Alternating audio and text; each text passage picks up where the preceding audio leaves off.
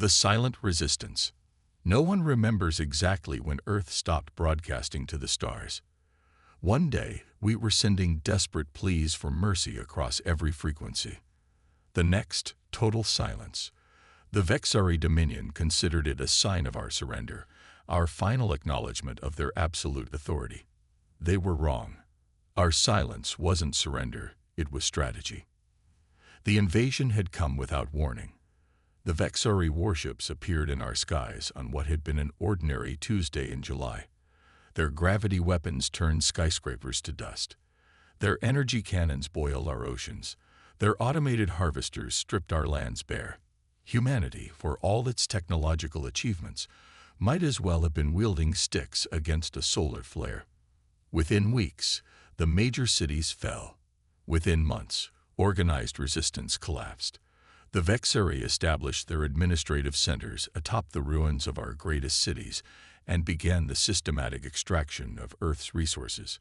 To them, we were nothing but another primitive species on another resource-rich world, one of dozens they had conquered in their relentless expansion across the spiral arm.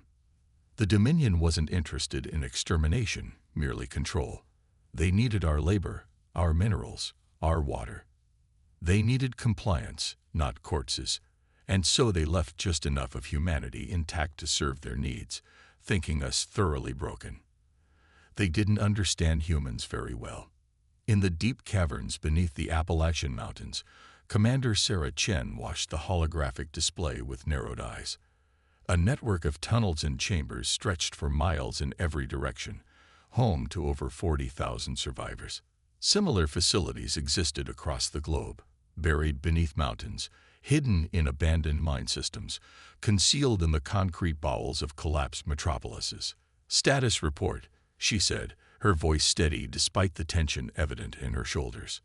Dr. Marcus Okafor, once a leading physicist at CERN, now the head of their technological division, stepped forward.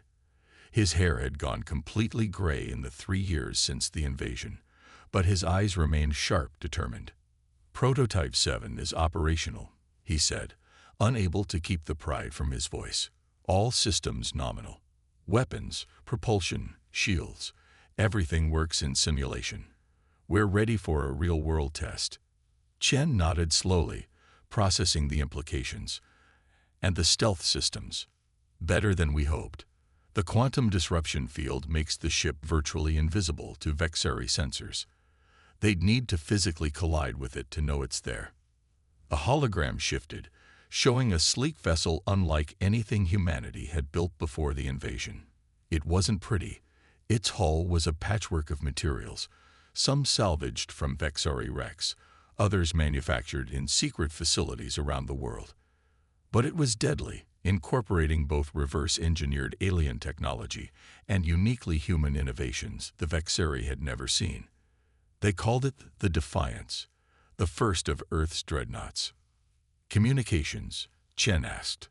Lieutenant Sophia Reyes stepped forward. "All resistance cells are synchronized. The quantum entanglement network remains undetected. We can launch simultaneously across all theaters."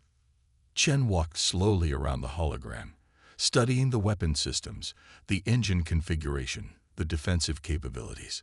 3 years of sacrifice, of working in darkness, of watching their people suffer under alien rule while they prepared in silence. It all came down to this moment. "The Vexari believe we're broken," she said quietly. "They believe we've accepted our fate as a subjugated species. Their orbital patrols have been reduced by 60% in the last 6 months. Their ground forces are at minimal strength. They're already moving assets to their new conquest in the Proxima system." She looked around the room at the faces of humanity's last, best hope. Engineers, soldiers, scientists, people who had once led ordinary lives before being thrust into an interstellar war. "We get one chance at this," she continued. "If we fail, the Dominion will exterminate what's left of us. If we succeed—" She let the thought hang in the air. "We succeed," Dr. Okafor said firmly, "or humanity dies trying." Chen nodded. "Prepare for Phase 1. All facilities worldwide will initiate the launch sequence at 300 hours tomorrow. Let's show the galaxy what happens when you corner humanity. The Vexeri Command Center in New Washington stood where the Pentagon once had. Commander Trazak lounged in his control chair, mandibles clicking in boredom as he monitored the quiet sector. Earth had been an easy conquest, and now it was an easy assignment, perfect for an officer who preferred comfort to combat. The warning klaxon that suddenly blared through the command center nearly caused him to fall from his seat. "Report," he barked, his translator converting the clicks and whines of his native language into the human tongue his subordinates understood. Unidentified spacecraft detected, ascending from the northern continent. A sensor operator cried. "Impossible," Trazak snapped. "The humans have no space capability. We dismantled their." Multiple launches detected. Southern continent, eastern island chain, western peninsula. "Sir, they're launching from everywhere." Trazak stared in disbelief at the tactical display. Dozens of vessels were rising from Earth's surface. Vessels unlike any human craft he had studied in their conquest briefings. They moved with a speed and precision that shouldn't be possible for such a primitive species. "Alert the orbital defense grid," he ordered. "Scramble all fighters. These must be smuggled craft from the Centauri resistance. The humans couldn't have." His words died as the first of Earth's dreadnoughts cleared the atmosphere. The Defiance was massive, nearly half the size of a Vexeri capital ship. Its hull gleamed dully in the sunlight, its weapon ports glowing with energy no human technology should be able to generate. "By the first egg," Trazak whispered. The orbital defense platforms, the pride of Vexeri military technology, opened fire. Lances of coherent energy slashed across space and splashed harmlessly against the Defiance's shields. Shields that incorporated Vexeri technology, but enhanced it in ways the aliens had never imagined. Then the Defiance returned fire. Concentrated pulses of graviton energy, the same technology the Vexeri had used to flatten Earth's cities, erupted from the Dreadnoughts' forward batteries. The nearest defense platform simply imploded, crushed into a sphere of compressed metal no larger than a basketball.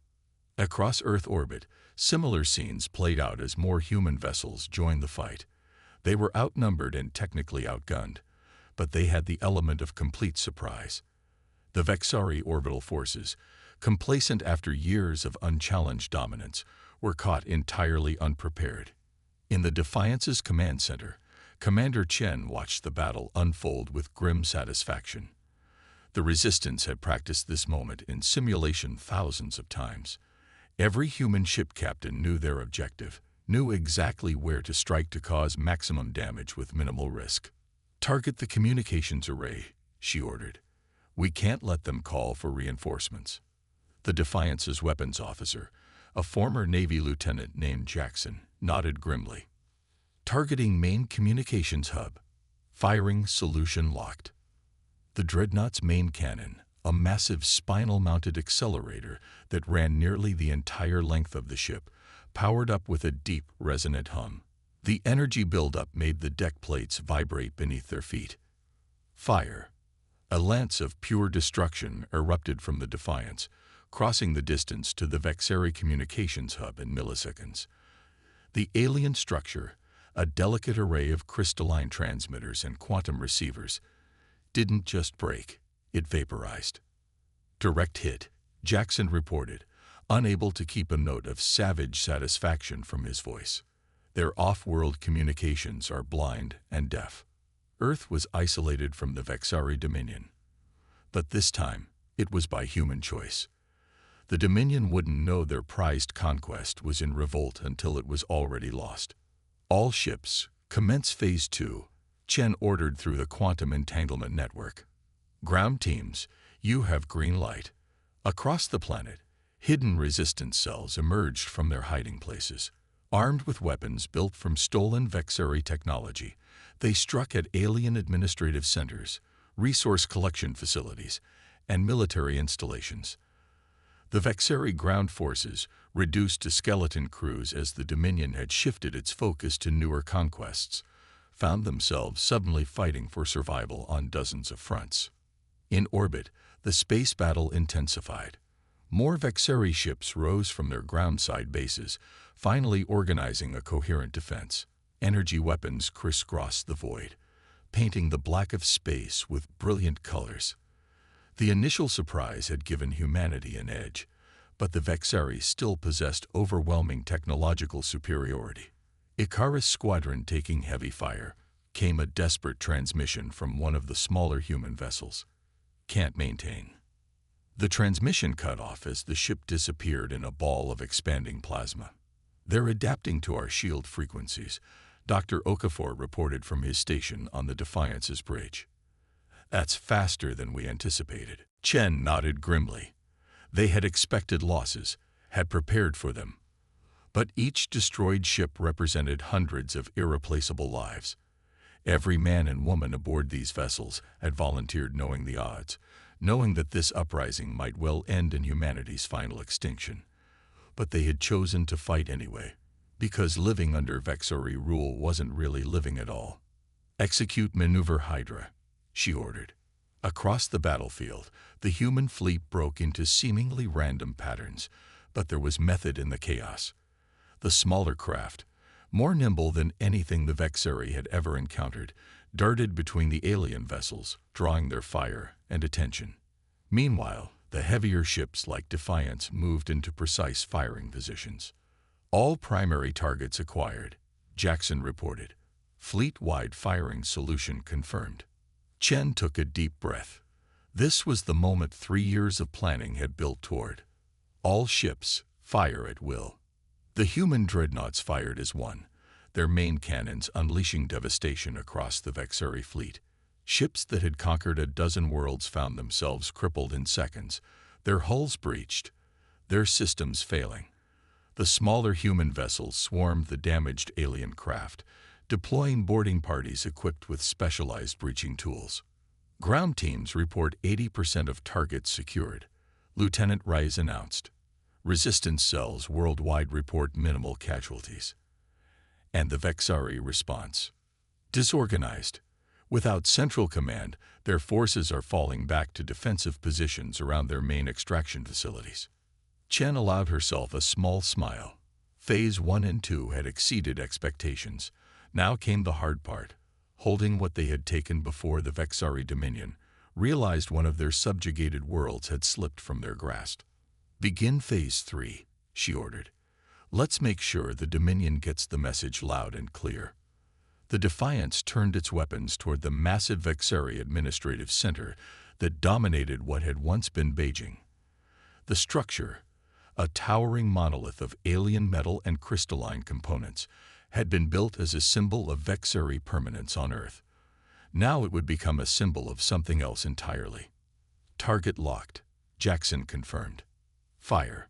The Dreadnought's main cannon spoke again, and the Vexeri Tower, the seat of alien power in the Eastern Hemisphere, collapsed in on itself, its molecules disassembled by the graviton beam. Similar scenes played out across the planet as humanity reclaimed its world one city at a time. It wasn't a clean victory. The Vexeri fought viciously when cornered, and many human settlements caught in the crossfire suffered terribly. But for the first time in 3 years, the tide was turning. In the darkness of space, Defiance and her sister ships formed a protective ring around the planet that had given them birth. Earth was far from safe. The Vexari Dominion spanned hundreds of worlds, commanded fleets that numbered in the thousands. When news of this revolt reached the Dominion's central worlds, their response would be swift and merciless. But humanity had tasted freedom again, had proven that even the most advanced empire could bleed. The silent resistance had found its voice, and soon the entire galaxy would hear it roar. Commander Chen stood on the bridge of humanity's first dreadnought, watching as the last Vexeri vessels either fled or surrendered. She knew this was just the beginning, that the hardest battles lay ahead. But for now, for this moment, Earth belonged to humans again. Send the message, she ordered Lieutenant Rice. The transmission went out on all frequencies, in all languages, to every corner of the galaxy where the Vexari Dominion held sway. To all who suffer under the yoke of the Dominion, Earth stands free again.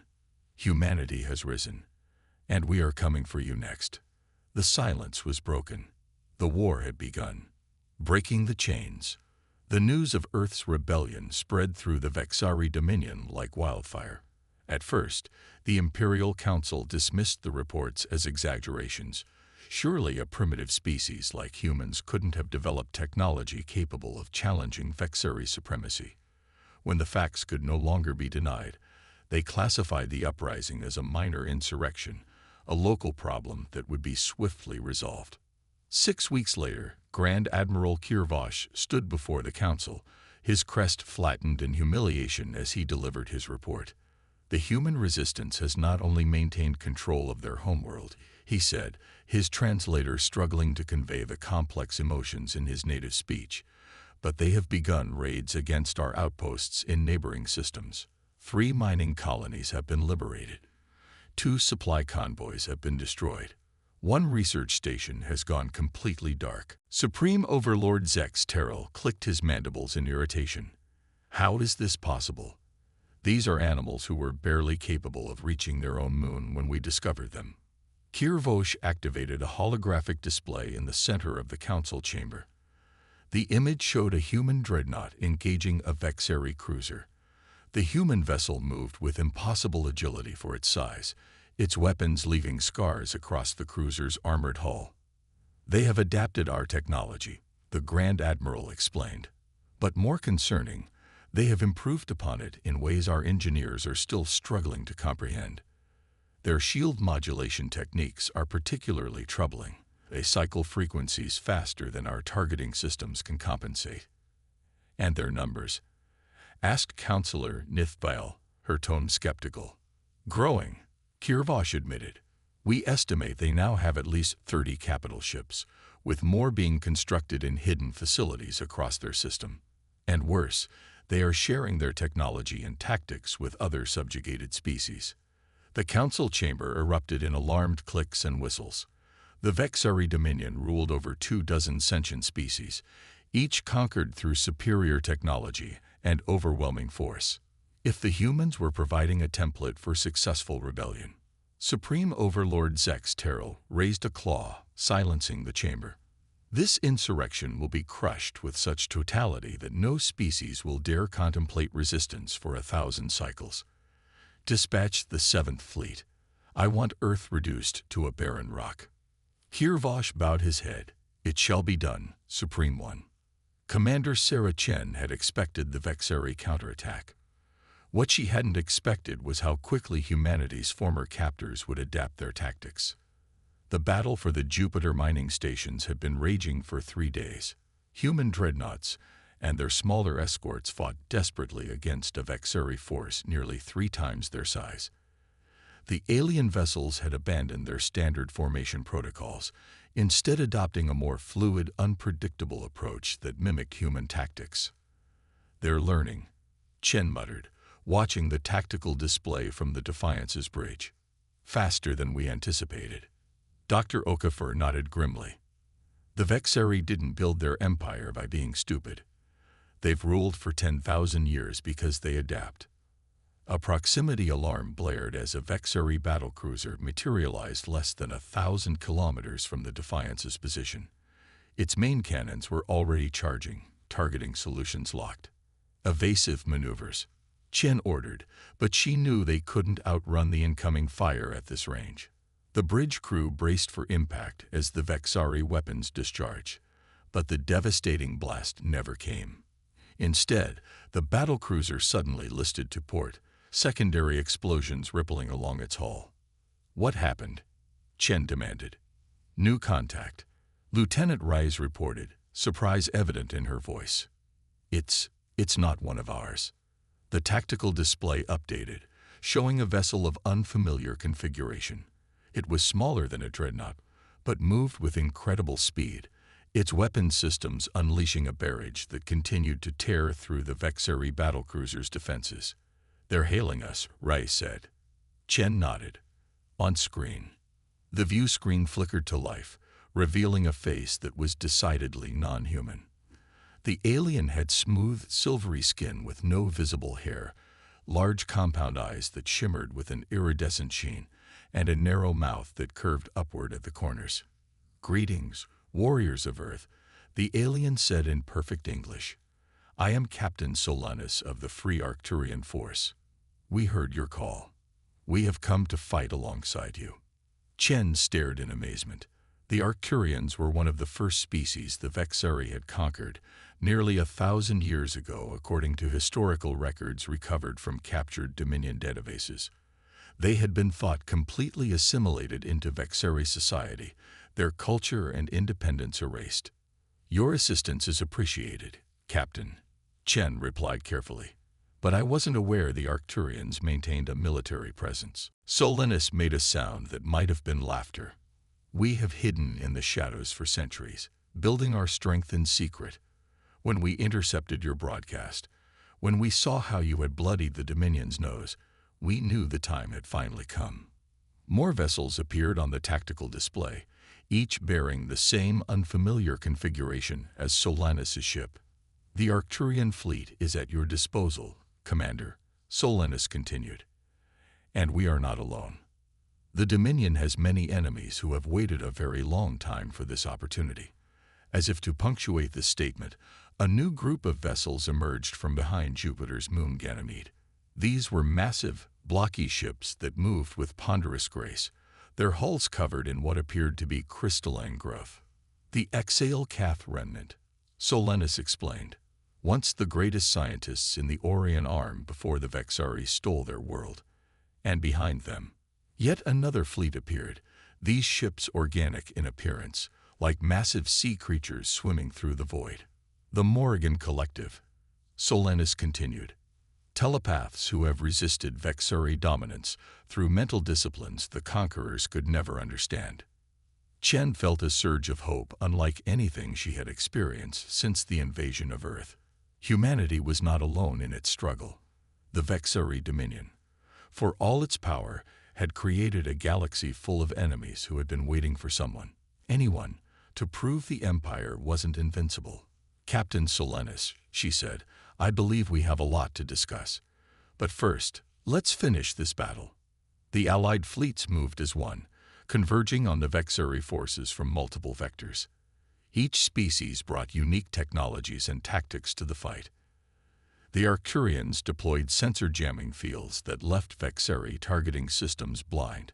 The XL Cath unleashed crystalline drones that attached to enemy vessels and systematically disabled their systems. The Morrigan ships somehow projected fields of disorientation that affected Vexari crew members, causing confusion and panic. And the human Dreadnoughts, led by Defiance, provided the hammer blow that shattered the enemy's formation. The Vexari commander, realizing the tide had turned irrevocably against him, ordered a retreat. The surviving Dominion vessels limped away from Jupiter, jumping to faster than light as soon as they cleared the gas giant's gravity well. "Victory is ours," Solanus announced, a note of wonder in his voice. "The Seventh Fleet, defeated." Chen knew it was too early for celebration. "They'll be back," she said, "with more ships, with better tactics." "Of course they will," Solanus agreed.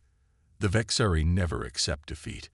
But now, for the first time in a millennium, they face a united resistance." In the weeks that followed, representatives from over a dozen species came to Earth.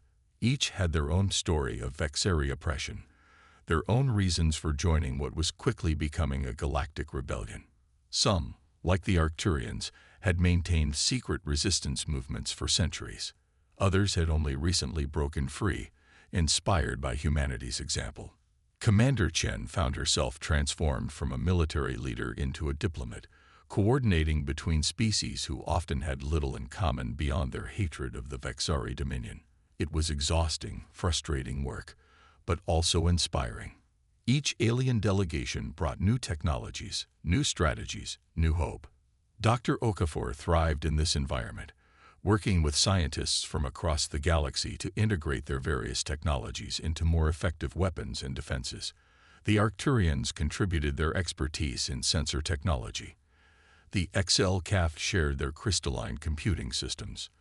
The Morrigan offered insights into Vexari psychology that proved invaluable for predicting enemy movements.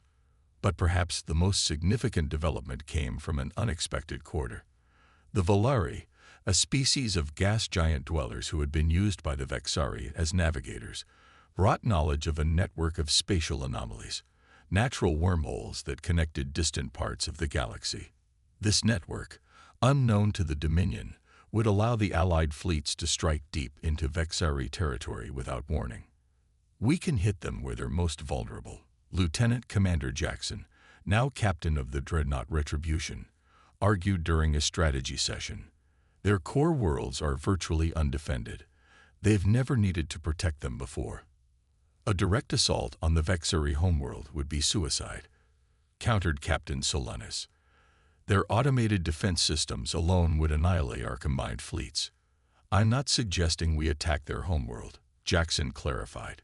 "Not yet, but their primary shipyards at Vextonar, their antimatter production facilities at Khazar.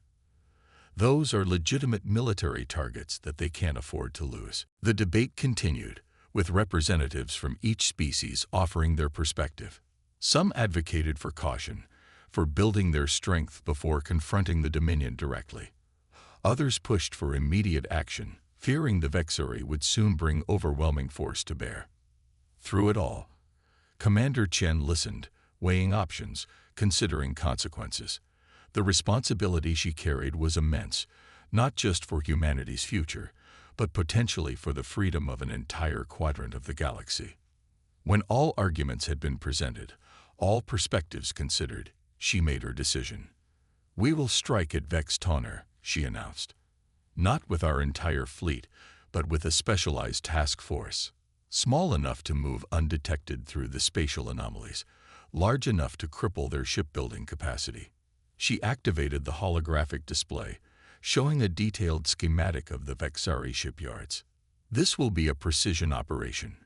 We go in, we destroy their fabrication facilities, and we get out before they can mobilize a response. If we succeed, we buy ourselves time. Time to build our alliance, to strengthen our defenses, to prepare for the greater battles to come." The alien representatives nodded in agreement. The plan was bold but not reckless, aggressive but not suicidal. It reflected a quality that many of them had come to respect in their human allies, a perfect balance between caution and courage. The task force assembled in Earth orbit 3 days later. It consisted of 5 human dreadnoughts, including Defiance, along with specialized vessels from the Arcturians, Telkath, and Morrigan. The combined fleet was smaller than what the Allies could have fielded, but speed and stealth were more important than raw firepower for this mission. Commander Chen stood on Defiance's bridge, watching as the final preparations were completed. Lieutenant Rice approached, offering a data tablet. "Final mission parameters, Commander," she said. "All ships report ready for transit." Chen reviewed the information before nodding her approval. "Signal the Volari navigators. We jump in 5 minutes."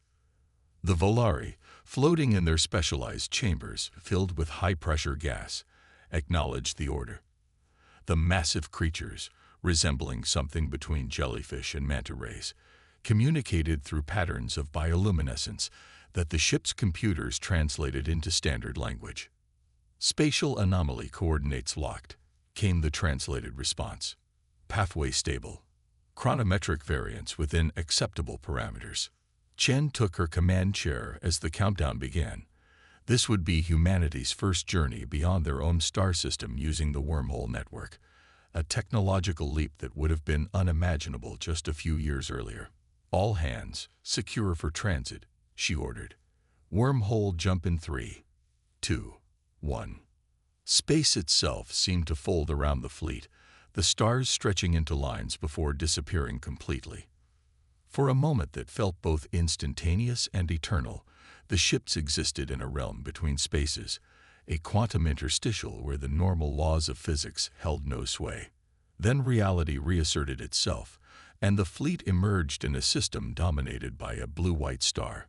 Orbiting this star was a massive artificial structure, a ring surrounding the entire star, capturing its energy to power the largest shipyards in the Vexari Dominion. Transit complete, Rise reported. All ships accounted for. No sign we've been detected. Chen allowed herself a moment of satisfaction. Phase 1 of the operation had succeeded perfectly. Now came the hard part. Begin approach, she ordered. Maintain stealth protocols. Weapons hot but passive only until we reach primary target. The Allied fleet moved through the system with practiced precision. Their stealth systems, a combination of human ingenuity, Arcturian sensor manipulation, and Morrigan telepathic cloaking, rendering them virtually invisible to Vexari detection. As they drew closer to the ring structure, the true scale of the Vexari shipyards became apparent. Massive vessels in various stages of construction hung in space docks that stretched for thousands of kilometers. Robotic fabricators moved between them, assembling hull plating, installing weapons systems, laying down power conduits. It was an industrial operation of breathtaking scale. Target identification confirmed, reported the weapons officer. Primary fabrication nexus located at coordinates 227 by 043. Chen studied the tactical display. The fabrication nexus was the heart of the shipyard, where raw materials were processed into the specialized components needed for Vexari warships. Destroying it would cripple the entire operation for months, if not years. All ships, move to attack positions, she ordered.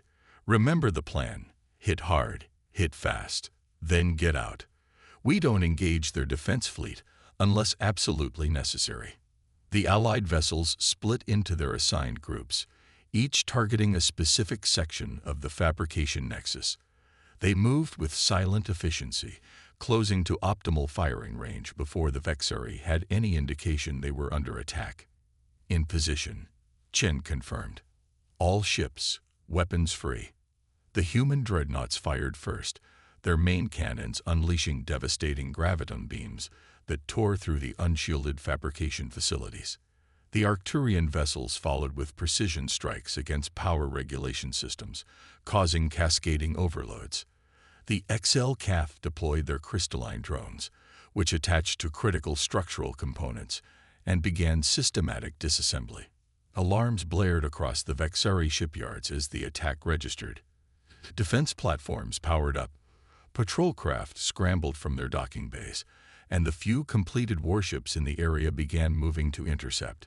We've lost the element of surprise, Rise reported. Vexari defense fleet is mobilizing. Estimated time to intercept, 3 minutes. Understood, Chen replied calmly. Maintain focus on primary targets.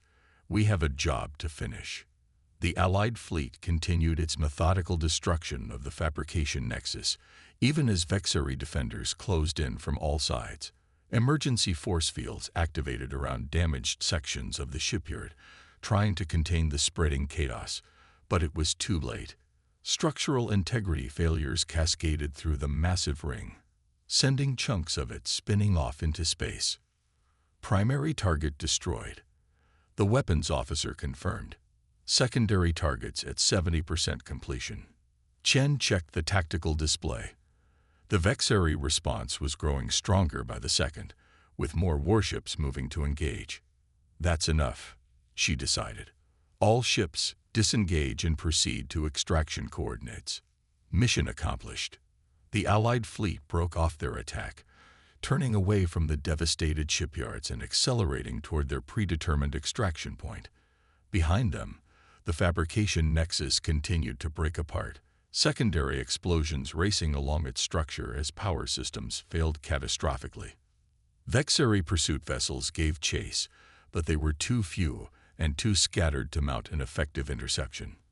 By the time a coordinated response could be organized, the Allied fleet had reached the spatial anomaly that would carry them to safety.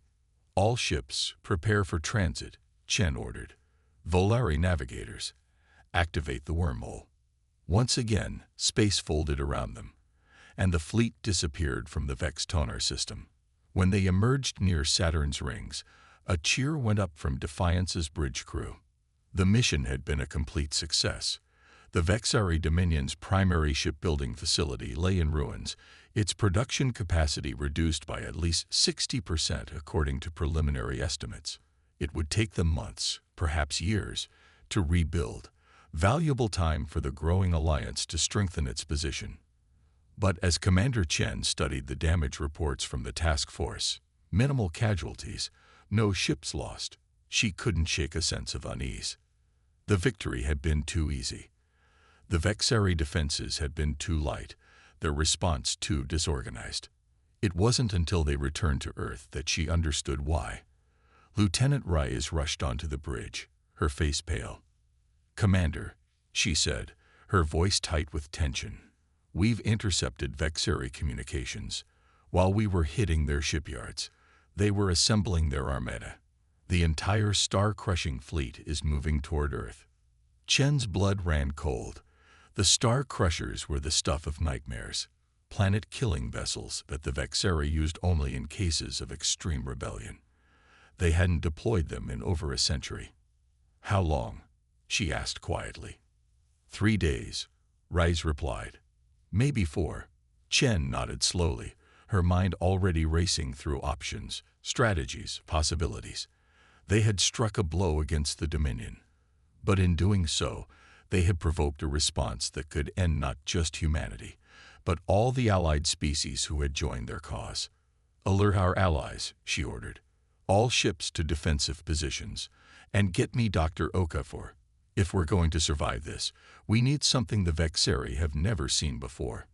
The battle for Earth's freedom was about to enter its most desperate phase. And this time, there would be no element of surprise, no hidden advantage. Just a coalition of former slaves standing against the full might of an empire that had ruled the stars for 10,000 years. The chains were breaking, but the price would be paid in blood.